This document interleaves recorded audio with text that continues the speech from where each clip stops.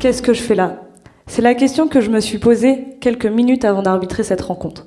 Bonsoir à tous. Nous sommes le 18 novembre 2018. Je suis à Basketland. J'arbitre ma première rencontre de Ligue féminine, donc du plus haut niveau de basket français.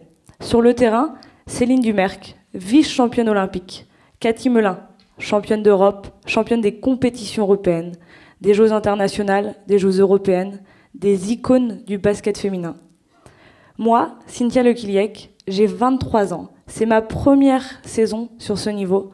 Je suis inexpérimentée et je suis la plus jeune arbitre de cette division. J'ai peur, je ne me sens pas à la hauteur, je ne me sens pas prête, je panique. En tout cas, c'est ce que je ressens à ce moment-là. Mais je n'ai que quelques minutes pour être prête avant de cette rencontre, quelques minutes pour tenir mon rôle, quelques minutes pour appliquer les règles, faire en sorte que le match se passe bien. Je dois être prête. Ça fait des années que je rêve de cet instant, des années que je travaille pour ce moment. Mais oui, je travaille pour ce moment. Ça fait des années que j'arbitre, que j'acquiers des connaissances, des compétences qui me permettent aujourd'hui d'être à ce niveau.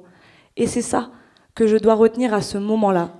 Penser positivement, pour moi, ça a été la première des clés pour être performante, pour donner le meilleur de moi-même. Savoir ce qu'on est, ce qu'on vaut, ce qu'on sait faire. C'est ce que je me suis dit à ce moment-là, c'est ce qui m'a permis d'être prête. La pression monte, le match commence, je suis prête. Pour la petite anecdote, après ce match, Céline Dumerc, je vous en ai parlé, qui est une icône du basket français, elle est venue me féliciter à la fin, moi, jeune basketteuse qui rêvait d'être à ce niveau-là, pour me dire que j'avais très bien arbitré. Donc c'est gratifiant.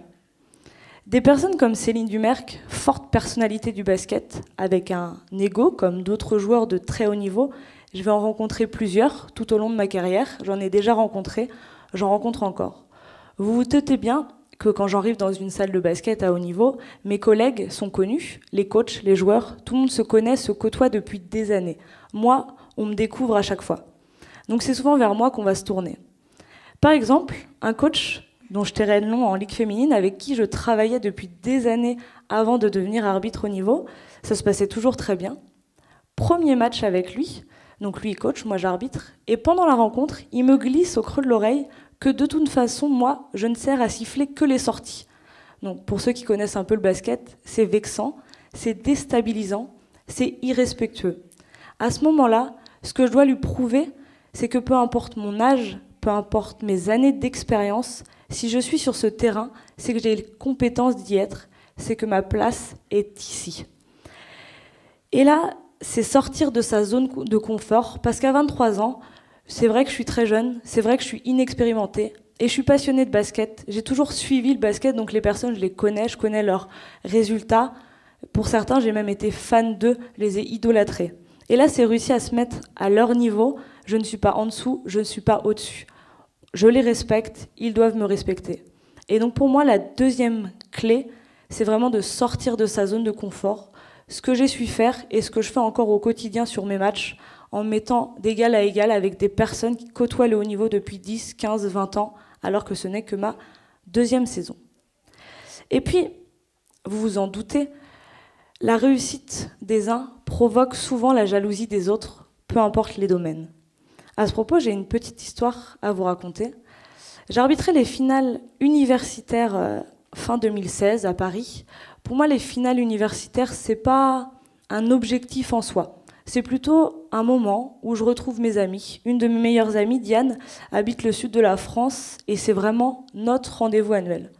Donc on se retrouve entre copains, la veille de la compétition, on rigole. On a une petite réunion pour cadrer les choses, savoir où sont les salles, comment va se dérouler la compétition. Et le responsable de ce stage nous fait une petite surprise. Il nous dit « Les 2 meilleurs arbitres de ce tournoi, à la fin du tournoi, on va en désigner 2 qu'on estimera les meilleurs, seront sélectionnés pour arbitrer les championnats d'Europe universitaires. » Là, l'ambiance change un peu. On regarde à droite, à gauche, les concurrents directs. On devait faire une petite soirée le soir. Finalement, tout le monde a été se coucher. On voulait être performant le lendemain, bien sûr. Donc le lendemain, la compétition commence, les petites réflexions commencent. Pourquoi c'est elle qui est à ce niveau-là? Pourquoi lui, il est là? Il y a un niveau masculin, un niveau féminin, il y a un niveau élite, un niveau N2. Tout le monde veut être sur le niveau masculin élite. Tout le monde veut être premier arbitre puisqu'on est deux. Donc les petites réflexions un peu déplacées. Moi, je fais ma compétition. Je prends du plaisir parce que c'est ça le plus important pour moi. Je suis passionnée par l'arbitrage, donc je prends du plaisir à arbitrer. J'écoute les conseils qu'on me donne et j'avance dans ma compétition. Je suis désignée sur la demi-finale élite masculine avec un collègue.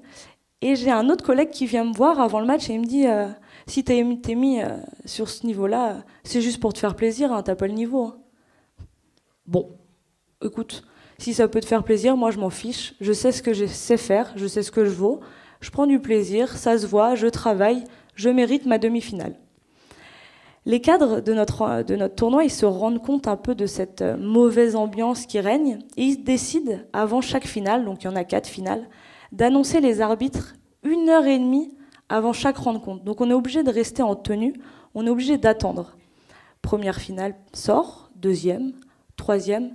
Moi, j'ai fait une demi-finale, j'ai fait une finale 3-4. Je suis très contente de mon résultat, surtout quand je vois les autres arbitres qui sont très expérimentés. Donc je décide avec Diane d'aller manger un petit morceau. Donc on part, toutes les deux. On va dans un restaurant, on prend un sandwich. Je vais pour manger mon sandwich. Et là, Diane, ma reine, elle me dit stop, pose ce sandwich. Bah pourquoi? J'ai faim, quand même. Elle me dit bah, regarde ton téléphone. Je prends mon téléphone, je regarde mes mails, parce qu'ils nous les envoyaient par mail. Et là, surprise, je suis désignée en tant que première arbitre sur la finale masculine élite. Donc je finis première de ce tournoi. Très contente, récompense, le travail. Je reviens dans la salle et normalement, il est de mise de féliciter ses collègues quand ils ont réussi. Là, tout le monde tire la tronche. Mes amis me félicitent, pas les autres, tant pis. Je fais mon match, ça se passe très très bien. Et ensuite, après cette rencontre, on va tous au vestiaire. Les cadres, ils nous remercient pour notre investissement et pour notre performance. Et bien sûr, tant attendu, ils annoncent les 2 arbitres sélectionnés. Deuxième surprise, je suis sélectionnée pour les championnats d'Europe universitaires. Je partirai l'été d'après en Hongrie. Très belle expérience avec que des arbitres internationaux. Ce que j'ai retenu de ce tournoi, parce que dans ma carrière, c'est celui qui m'a le plus marqué, c'est que si vous vous arrêtez pour regarder les autres, si vous êtes envieux de leur réussite, vous n'allez pas avancer vous-même.